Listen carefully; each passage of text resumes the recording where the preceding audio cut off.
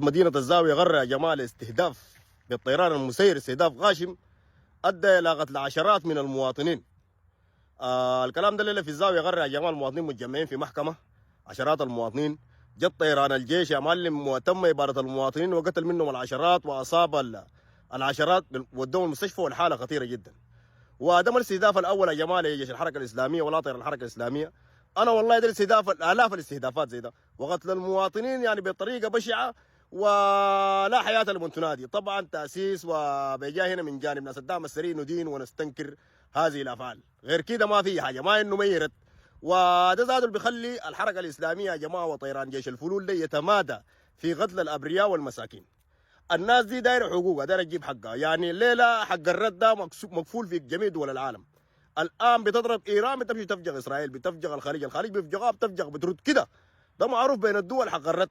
الا نحن حكومتنا وجيشنا البجاي ده يدقوه ساكت. طيران ما حصل يوم رد على طيران. زمان كان بيسجلوا البراميل دي، مره مطار طنقله، مره ما عارف تنكر في بوصيرس، مره شنو. المهم قالوا القحه ولا صمت الخشم.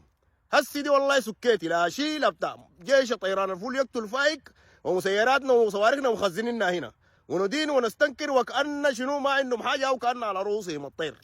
فانت ما ممكن يا معلم تشيل لك دبيب تجده في البيت يا معلم، والدبيب ده يوم ياكل من الناس بيتكم انت ماسك عكازك وتقول للجماعه تحاحي دقيقه وخلينا نودي الحكم ونعضته وبعدين نمشي نشتكي في المحكمه وشغله فارغه وشغله مبرطه يا من. الان المجتمعات دي بتفقد خيره ابناء في الصفوف الاماميه ويقتل شيبا وشيابا واطفالا في القرى والدوامر، وانت ماسك لي سلاحك تتفرج وكأن انت ما جزء من الحرب ذاته، ولا بترد ولا بتجيب حق المجتمعات دي، بينما هي تقتل بسببك انت، لانه انت اللي بتحارب الان. وانت بتكشف لي في مناصب سياسيه وبتكشف لي في مكاسب سياسيه وسايب المواطن يكتوي بين الحرب. انت خايف على منصبك وخايف من الامم المتحده وخايف لي يدينوني وخايف ودوني قائمه وين وخايف بتاع.